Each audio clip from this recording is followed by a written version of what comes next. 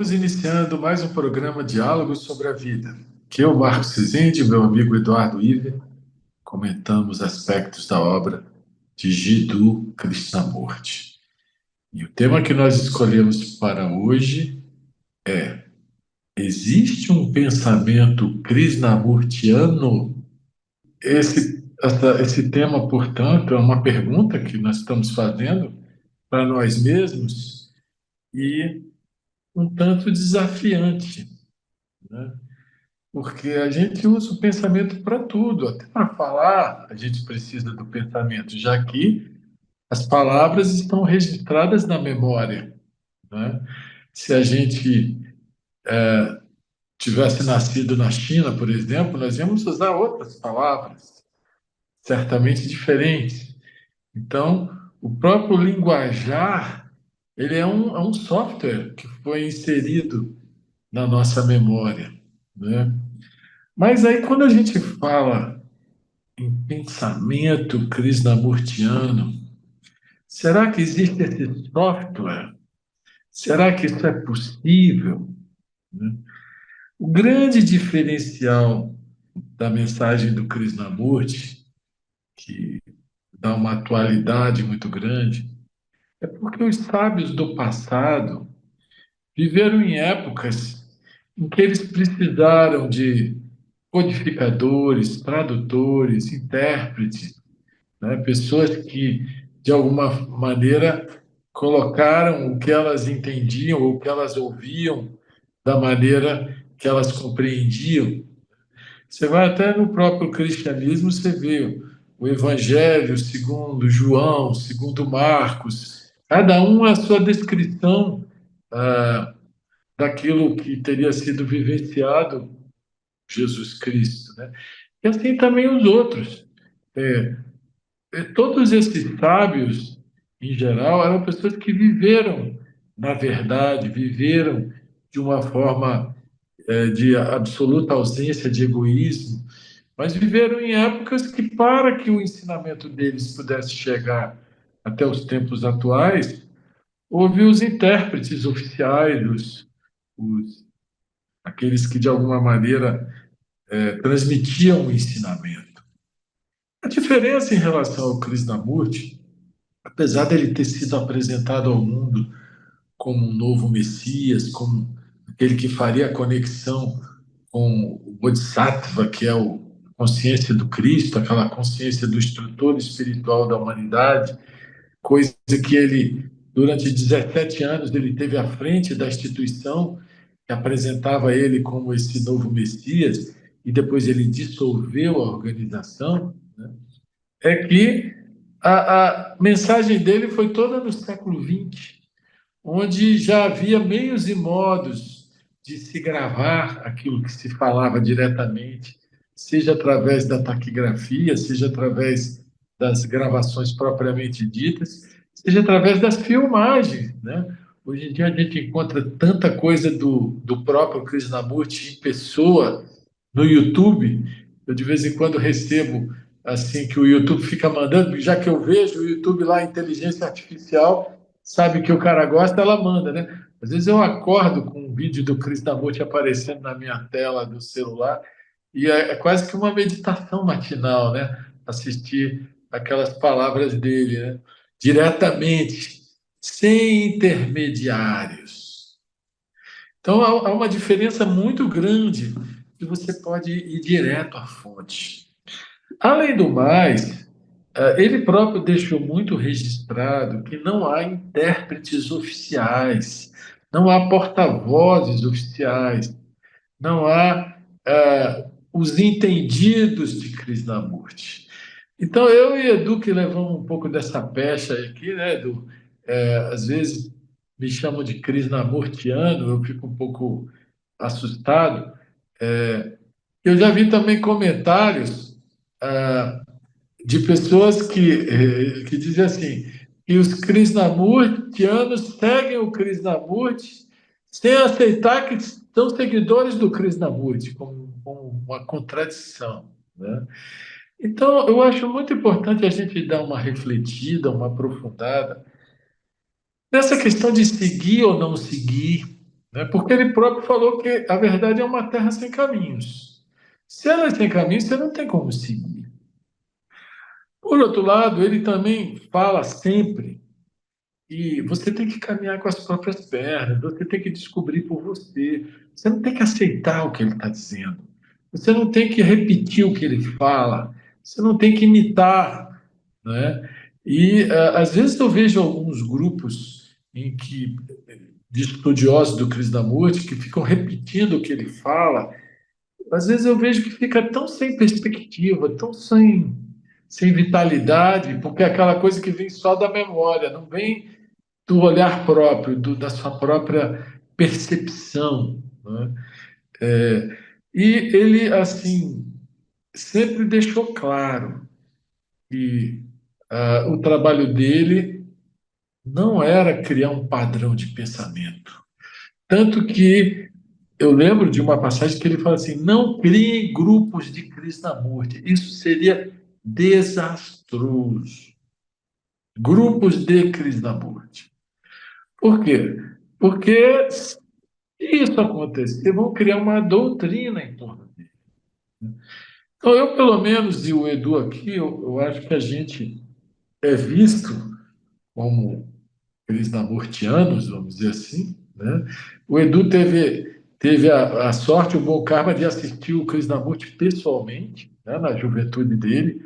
Eu já gostava da obra dele, mas quando ele morreu em 1986, eu fiquei assustado e falei, puxa, por que que eu não fui vê-lo antes? Tipo assim, achava que o cara não ia morrer nunca, né? A nossa mente materialista acha que as pessoas vão durar, o corpo vai durar pela eternidade. Enfim, então eu acho que é uma contradição a gente falar num pensamento krishnamurtiano, porque ele falava a partir de um estado de vazio e de uma maneira sempre nova. É lógico que se você ler ou estudar superficialmente, você vai achar que algumas coisas se repetem, porque ele olhava a vida de uma forma bem panorâmica, não só a vida objetiva, como a vida subjetiva. E ele gostava de falar que ele estava falando como se nós fôssemos dois amigos conversando à beira de um rio, despretensiosamente, né? Que ele não queria convencer ninguém de nada, o que é muito diferente da nossa cultura atual, em que os gurus, os que sabem, querem convencer os outros. Enfim, eu acho que ele foi muito claro ao não querer que se criasse uma doutrina em relação ao que ele falava, né? E mesmo o que ele falava não era a partir de um pensamento. Ele observava e descrevia a observação, e de muitas maneiras, né? Então, Edu, eu acho bem desafiante isso aí para nós, tentar botar o pingo no i para esclarecer. E nós aqui, além de não sermos porta-vozes do Krishnamurti, nós somos amigos dele, né? Somos pessoas que aprendem junto, né? Que observam a vida junto, mas não quer dizer que a gente enxerga tudo que ele enxerga, não quer dizer que a gente vivencia exatamente do jeito que ele vivencia, né? Cada um de nós é o próprio caminho, cada um de nós é a própria luz, e ele insiste muito. Por isso é que existem pessoas que veem conflito entre o ensinamento teosófico e o ensinamento dele, como se fossem coisas incompatíveis, né? Já criando o pensamento krishnamurtiano.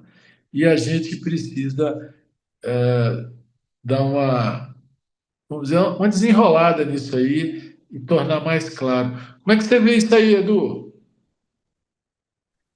Pois é, Marcos, quando você fala em pensamento krishnamurtiano, né, existe uma incompatibilidade entre a ideia de pensamento e, e ensinamento, né? Porque ele nunca falou que ele transmitia um pensamento. E, pelo contrário, ele colocava o pensamento como sendo o grande responsável por todas as nossas mazelas, todos os problemas que nós criamos na nossa vida. Embora ele não descartasse o pensamento como sendo algo necessário, indispensável mesmo para as atividades do dia a dia. Ele comentava que quando se trata de temas mais profundos, chamados espirituais, o pensamento começa a criar todo um conteúdo que é fictício, né? Nós até falamos na reunião passada de Maia, de ilusão. O pensamento está sempre criando narrativas ilusórias baseado numa experiência que é própria ou que foi trazida de livros, de pessoas, de influenciadores de uma maneira geral, ou da própria cultura, que nós reproduzimos muito do que a nossa cultura é. Você pega duas pessoas que viveram em épocas diferentes ou em localidades geograficamente distintas, elas têm uma visão de mundo diferente, que muitas vezes gera até antagonismos, né? Como nós estamos vendo agora entre árabes, né? Especialmente o pessoal da Palestina, mas também outros, e os judeus de Israel. Então, tudo isso aí é, é fruto da incapacidade das pessoas se verem como pertencentes a um todo maior e estarem apegadas a uma visão, a uma tradição, a um sistema de pensamento, né? A uma ideologia também. Então, Krishnamurti sempre tentava nos alertar para, para esse fato de que o pensamento ele está sempre nos conduzindo na direção oposta àquela que seria da unidade. O pensamento é sempre dualista, é separatista, ele é preconceituoso, ele classifica, separa. E, e ele sempre procurou mostrar que existe uma inteligência que está além do pensamento. Mas, ao mesmo tempo, ele falava nos ensinamentos. Isso que é interessante, né? Ele dizia, olha, o que é importante não é a minha pessoa, mas os pensamentos, né? The teachings, como ele dizia, né? Esses ensinamentos, eles são fundamentais para que as pessoas despertem, não é? Então, de alguma forma, ele dava importância ao ensinamento, mas o ensinamento de Krishnamurti não é o pensamento de Krishnamurti. Aí que nós temos que diferenciar uma coisa da outra, porque o pensamento do Krishnamurti seria uma coisa que ele engendrou, uma coisa que ele criou a partir da experiência dele, a partir do mundo em que ele viveu, dos países em que ele esteve, mas ele procura mostrar que isso que não é bem assim. Os ensinamentos, na verdade, não são dele. Ele se coloca apenas como orador, apenas como o instrumento através do qual os ensinamentos estão fluindo e chegando até o mundo. Tem até uma passagem num dos livros da Mary Lutens, que numa conversa reservada, pergunta a ele, mas de onde vêm esses ensinamentos? Né? E ele reflete um pouco e diz: "Ah, é como se fosse uma revelação." Eu achei isso aí muito interessante, ele falar em revelação, coisa que ele não fala em público, né? Mas dá uma dimensão que esses ensinamentos, aquilo que ele transmite para o mundo, é algo que vem de uma instância mais elevada do que a do pensamento. Então, quando você fala em pensamento krishnamurtiano, você tá trazendo para baixo algo que pertence a uma outra dimensão. Porque o pensamento, né, ele sempre engana, né? Eu me lembro que Blavatsky dizia que o pensamento, a mente, mente. Ou seja, ele gera equívocos, gera visões que não são verdadeiras. E o pensamento, e o Krishnamurti sempre procurou nos levar a, a perceber a realidade por meios próprios, em ser uma luz para você mesmo. E isso é uma frase que eu acho maravilhosa. Seja uma luz para você mesmo.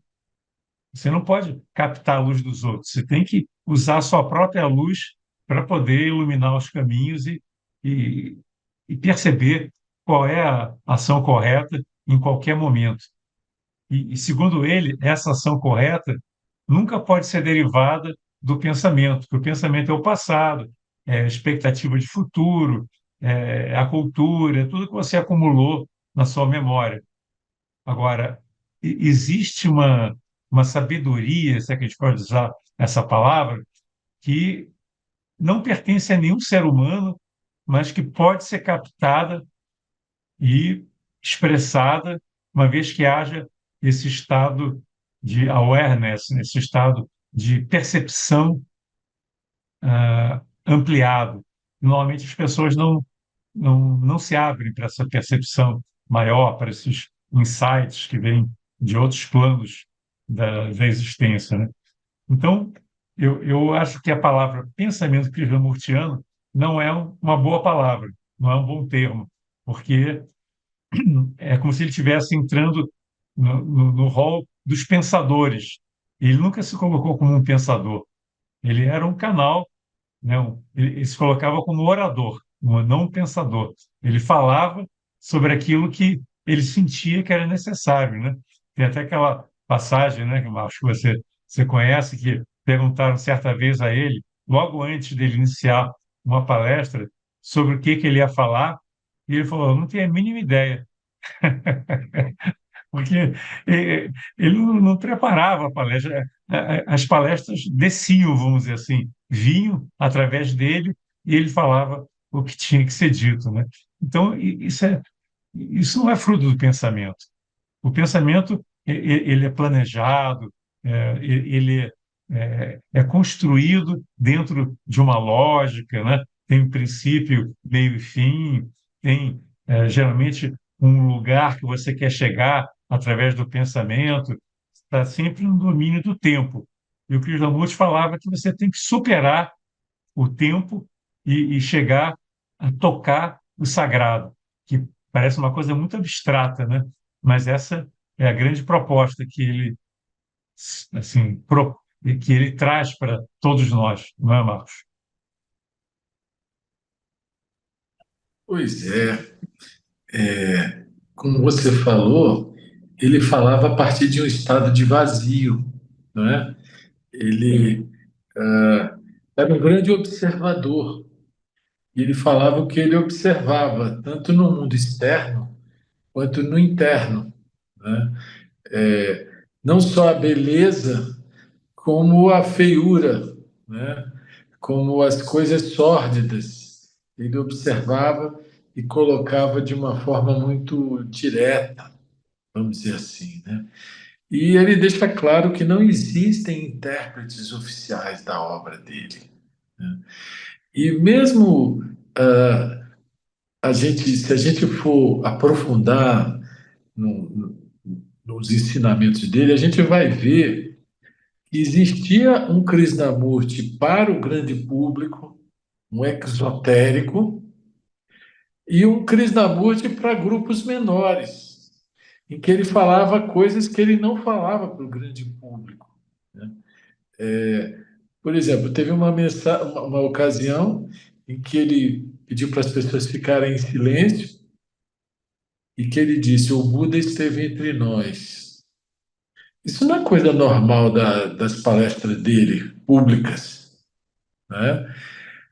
Tem a questão dos mestres, porque as pessoas traduziam o ensinamento a respeito dos mestres, que tem a ver com as origens da sociedade teosófica, de uma forma muito personalista, né? E ele negou, ele rejeitou essa personificação dos mestres. Mas para grupos menores, ele falava de outra maneira. Por exemplo, o próprio professor Pecris uma vez nos contou que ele convidou um sujeito para trabalhar nas escolas e o sujeito disse: Olha, eu não posso aceitar porque eu sou devoto dos mestres e o senhor nega os mestres. Aí ele disse: Eu nunca neguei os mestres, eu neguei o ridículo que eles estavam sendo colocados por Arundel e Leadbeater. Isso o professor Krishna que nos falou, né? E também tem uma passagem que está no diário da senhora Radha, quando ele voltou a adiar, ele ficou 47 anos fora de adiar, sem estar lá, até porque ele tinha sido meio que, não vou dizer expulso, mas tiraram as coisas dele, mandaram embora e tal, né? E ele só voltou quando a Radha se elegeu, e ele comentando com ela, ele perguntou para ela, você acredita nos mestres? Né? E ela disse, sim. Aí ele diz assim, isso está tudo no diário dela, acho que tinha que tirar uma foto desse diário lá no Museu de Adyar, né? E aí ele diz assim, pois é, a Annie Besant tinha devoção por eles, e isso trazia uma vitalidade para a sociedade teosófica, né? É, aí ele fala que não como fulano ou Beltrano, não como o nome do mestre e tal, mas algo muito maior, uma consciência muito maior. Aí a Radha fala sim, aí ele está certo. Então, assim, tinha um lado esotérico dele, mas que ele não fala de coisas ocultas, ele não fala de clarividência. E tem muita gente que diz que ele tinha uma sensibilidade. Eu já ouvi pessoas que assistiam às palestras dele e a pessoa pensava numa pergunta e ele respondia na palestra sem a pessoa perguntar, né? Ele tinha uma sintonia muito própria com o público e dependendo do público você ia ver uma qualidade, uma energia diferente. Às vezes ele era um pouco duro com o público, né? Outras vezes muito mais suave. Enfim, não dá para classificar. E muita gente diz: olha, o Krishnamurti, até a dissolução da Ordem da Estrela, era um, depois passou a ser outro. Por quê? Até então, ele falava de coisas esotéricas ou ocultas. E a partir dali, ele não falou mais, né? Mas, de qualquer maneira, eu posso dizer que se não existe um pensamento, porque a proposta dele não vem da memória, de uma coisa acumulada, de informação acumulada em cima de informação, a gente pode dizer que existe uma tônica.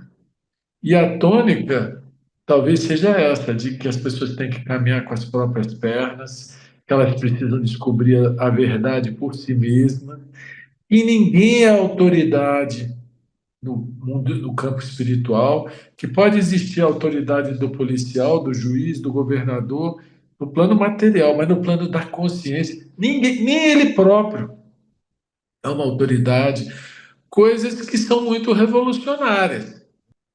Nós vamos a um pequeno intervalo e já voltamos.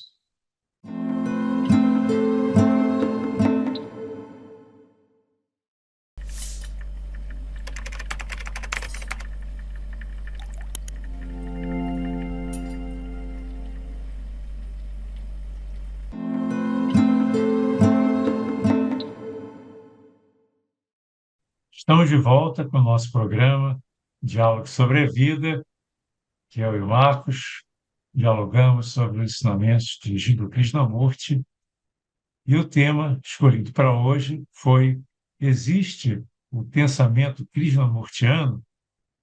Então, eu diria que eu vejo que existe uma tônica libertadora, uma tônica de nova era. E é interessante como as pessoas ficam interessadas nessa nova tônica. As pessoas estão, ainda tem, lógico que ainda tem muita gente, uma parte muito grande da humanidade que quer seguir, cultiva a religião do medo, de ter um lugarzinho no céu, etc, etc. Mas ele critica toda essa exploração religiosa e busca resgatar a religiosidade viva, né? Que é exatamente essa conexão interna, esse esvaziar-se e abrir-se a essa dimensão que é mais sutil do que o pensamento, né?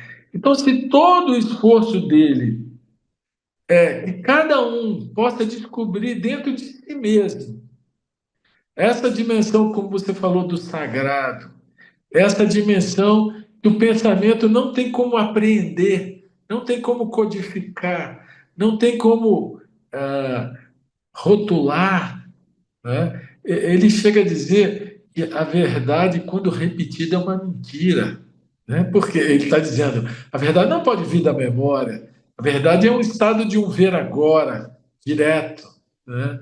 Então, assim, é, tudo isso me leva a perceber que ele está propondo que o ser humano vá desbravar dentro de si mesmo essa dimensão que o pensamento não tem como codificar, não tem como classificar, não tem como rotular. É uma dimensão que nenhuma palavra vai conseguir descrever, né?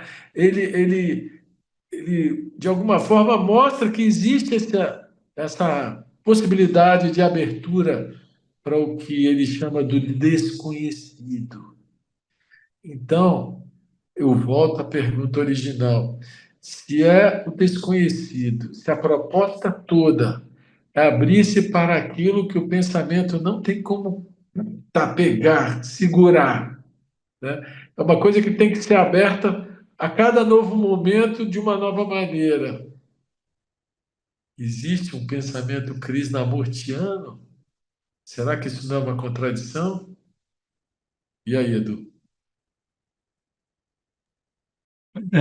Como nós estamos falando, né? Realmente parece que usar esse termo não é adequado, mas as palavras não são a coisa, né? E as pessoas acabam se apegando às palavras e, como você falou, repetindo conceitos. E esse talvez seja o grande perigo, né, das pessoas criarem uma nova religião. Foi por isso, inclusive, que ele dissolveu a Ordem da Estrela, porque ele sentiu que estavam criando uma série de novas regras, criando um pensamento. A Ordem da Estrela estava criando um pensamento krishnamurtiano, que seria as bases da nova religião, né, que seria onde ele seria o grande instrutor da nova era.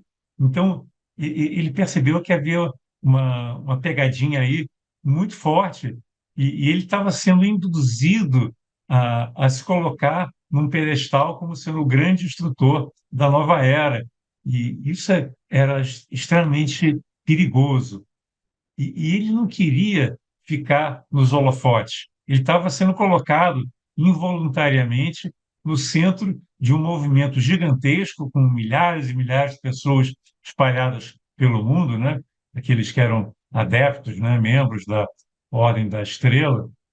E ele percebeu que a coisa estava saindo fora do controle dele, já estava escolhendo quem seriam os discípulos, todos mais velhos que ele, inclusive. Então, a coisa não estava batendo e ele percebeu essa manipulação, esse equívoco que existia quando ele dissolveu a Ordem da Estrela. E isso foi para mostrar que não existe o tal pensamento krishnamurtiano. O que existe é sabedoria, existe um ensinamento que não pertence a ele, que não pertence a ninguém. Você fala em pensamento krishnamurtiano, você está particularizando, você está dando um rótulo, você está chegando, reunindo uma série de ideias e conceitos, dizendo é isso aqui o pensamento krishnamurtiano, você tem que seguir, porque é a nova mensagem da nova era. Isso é muito perigoso, né? Porque você está já colocando, vamos dizer assim, não só um rótulo, mas você está empacotando as ideias de uma maneira que impede que aqueles que não pensam igual são diferentes e não pertencem mais àquele grupo. É um movimento separatista, né? Ou você segue esses ditames, essas regras, esses ensinamentos, ou então você não é krishnamurtiano, você não pertence à nova religião da nova era. E ele mostrou que não é assim, né? Que existe uma possibilidade de nós descobrirmos uma verdade que não é dele, que não é de ninguém. É a verdade em si, expressa através de você, né? Através de cada um de nós. Então, isso é de grande beleza.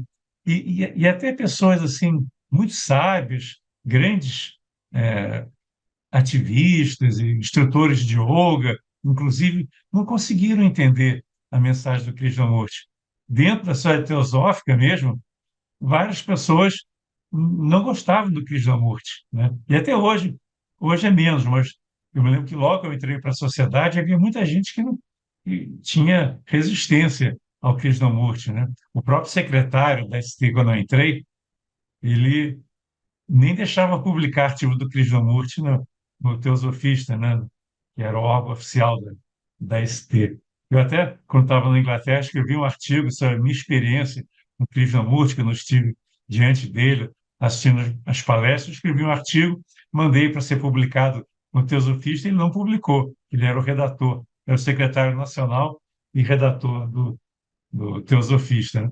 Então, havia um preconceito muito grande. Eu lembro do próprio Hermógenes, que era um grande yogi, escreveu vários livros, foi vice-presidente da Sociedade Teosófica, uma pessoa realmente que era muito, inclusive um grande amigo meu também.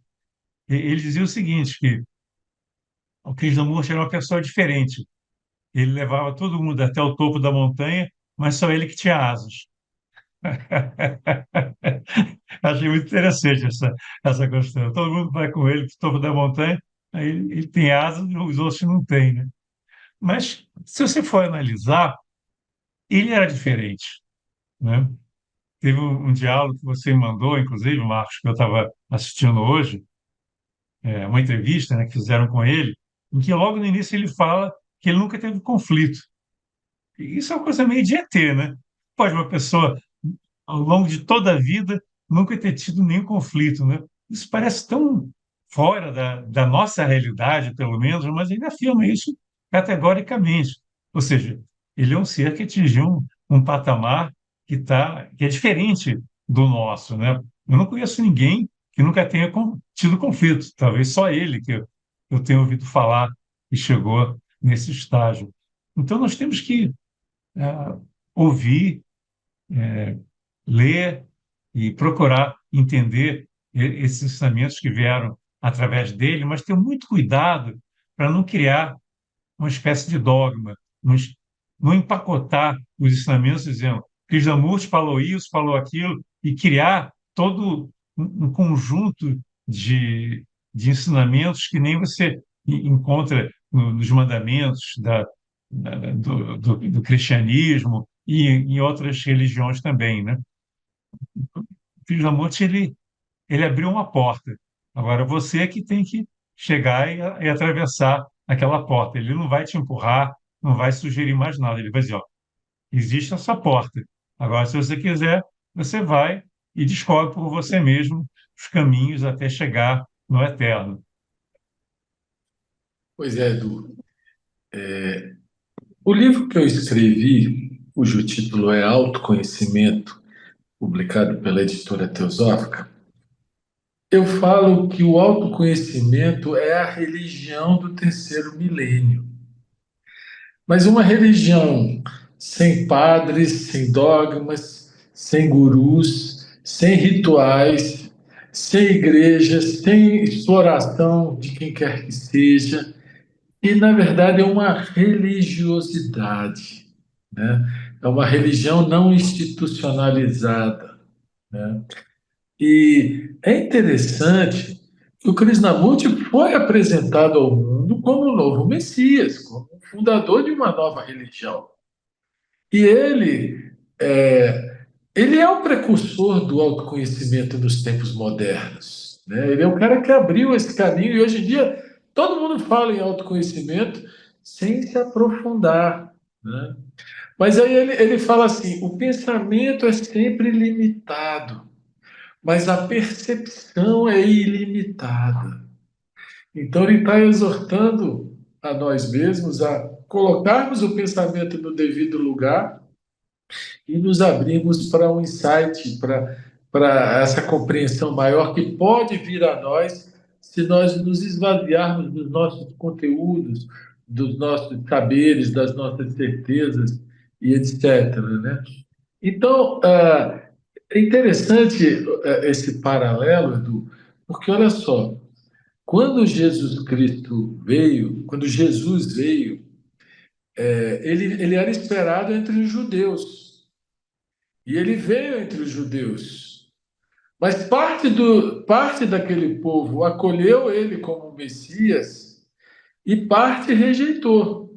Tanto que os judeus até hoje esperam o Messias, que o Messias virá. Essa tradição está no judaísmo, né?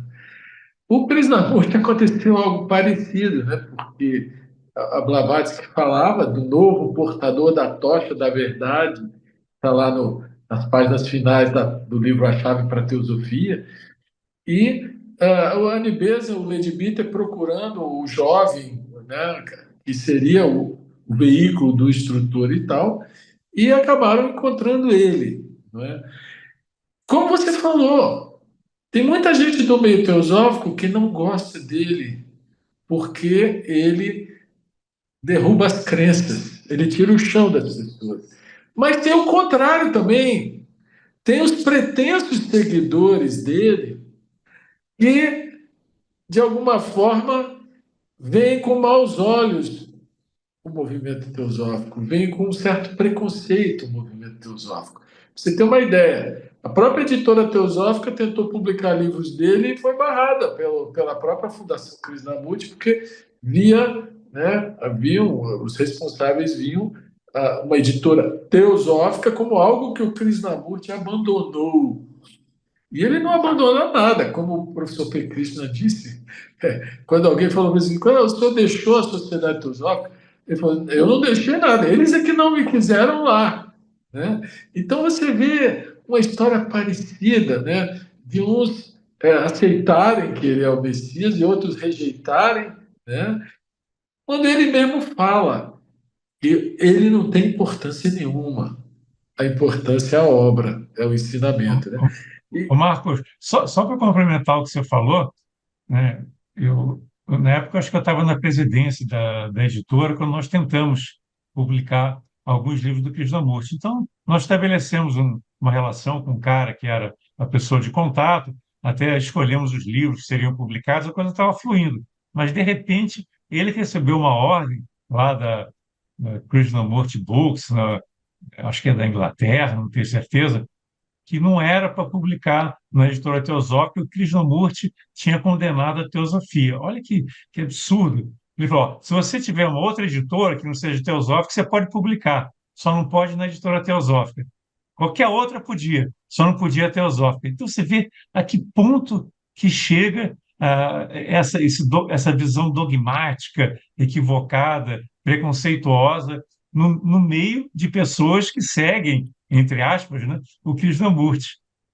pois é, e o interessante disso é que o dogmatismo ele faz parte da mente humana em qualquer meio, não é? Você vê, quando a sociedade teosófica oficialmente ela nem define o que é teosofia, é exatamente para não dogmatizar. A Helena Blavatsky chega a dizer que a sociedade teosófica, enquanto instituição, não aceita nada, não acredita em nada e não ensina nada. Ela é só o espaço onde as pessoas vão aprender juntas e cada um vai falar a sua percepção da verdade, né? Então, você vê que há, num nível muito alto, essa mesma abertura, tanto no movimento teosófico quanto no ensinamento do Krishnamurti. Mas as mentes humanas tendem a criar esse padrão mental, esse pensamento teosófico ou pensamento krishnamurtiano e começar a criar uma espécie de crença e antagonizar quando ele abomina todo tipo de crença. Né? Ele fala que a crença é preguiça, é estagnação, que a gente precisa estar sempre revendo as nossas crenças para poder enxergar mais longe e com mais profundidade.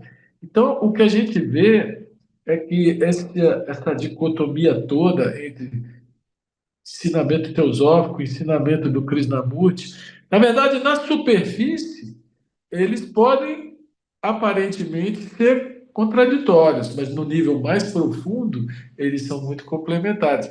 Eu já ouvi comentários de pessoas dizendo assim: ah, eu não gosto do Krishnamurti porque ele é contra as religiões. E aí você vai ver na proposta teosófica o, o estudo das diversas religiões comparadas com ciência, com filosofia, etc, etc, né? O Krishnamurti não é contra nada, mas ele denuncia formas de exploração que existem muito fortes nas instituições religiosas, explorando o medo das pessoas, pegando dinheiro das pessoas, enfim, essa atitude do cordeirinho que faz parte da manada, isso é a tônica do passado. A tônica dele é cada um caminha com as suas próprias pernas, cada um tem que descobrir a verdade por si mesmo, sem apego a ele. Por isso é que nós aqui nós podemos falar livremente de temas teosóficos, de temas que o Krishnamurti debate, e quando ele estava em núcleos internos, não havia essa restrição. Né?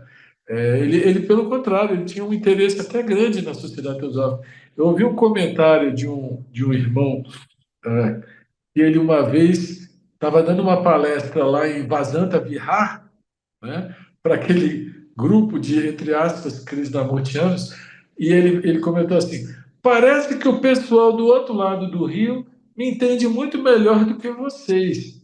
O pessoal do outro lado do rio é o pessoal da sociedade teosófica, porque o rio Adiar fica entre as duas propriedades. Né? Então, a sociedade teosófica, por não ter dogma, por não ter autoridade espiritual, por ter essa abertura para todas as religiões ou para nenhuma, ela é um espaço aberto, um espaço em que a verdade pode pingar aqui e acolá. Ao passo que se a pessoa ficar seguindo o Krishnamurti ao pé da letra, ao invés de tentar penetrar no significado mais profundo, ela acaba se dogmatizando. Né? Por isso que eu sempre digo e sempre faço: nunca leia mais do que um capítulo por vez. Lê com muita calma. Não entendeu, volta. Lê de novo, né? E depois tenta assimilar o que tem de mais profundo, mas não decorar nada, esvazia a mente, né? Porque se você começar a ser um repetidor de Krishnamurti, você você não entendeu nada. Você vai dogmatizar e vai criar uma padrão mental que é aquilo que ele mais combateu. Né? Então, eu definitivamente rejeito a ideia de um pensamento krishnamurtiano, Edu.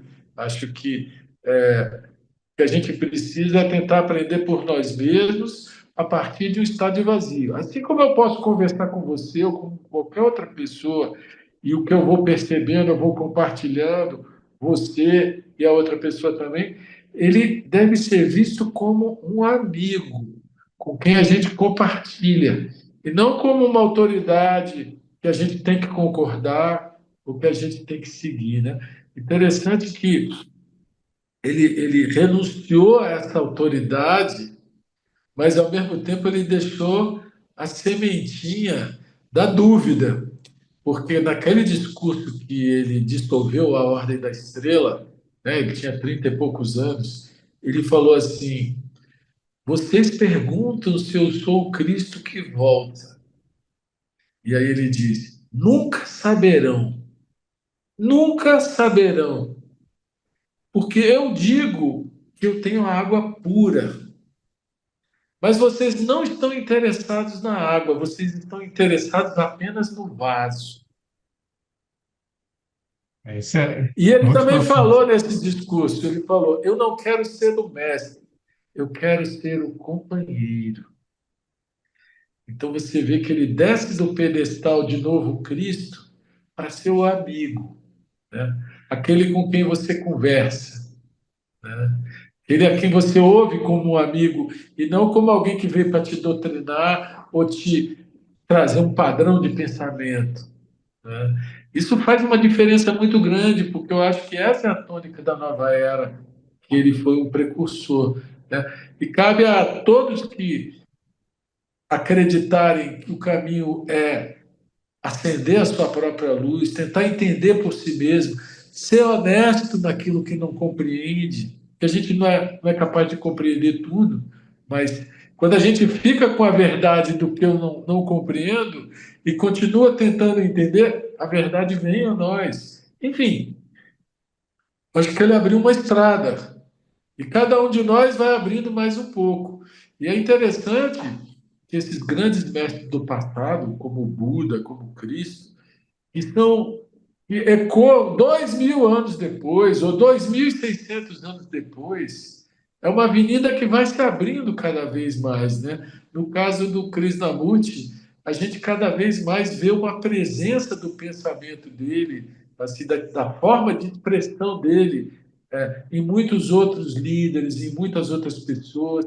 É como se aquela semente fosse germinando em muitas direções, é, é, de uma forma livre, né? Então, assim, é lógico que tem um pensamento não codificado, porque toda expressão ela precisa usar o pensamento e a linguagem, mas ela não é um padrão mental.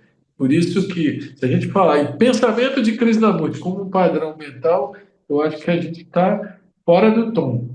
Mas se a gente falar o amigo Krishnamurti, que a gente pode aprender junto, como qualquer outro amigo, e que a gente não é obrigado a concordar, nem a discordar, né? Aí a gente encontra uma relação muito diferente com a obra dele.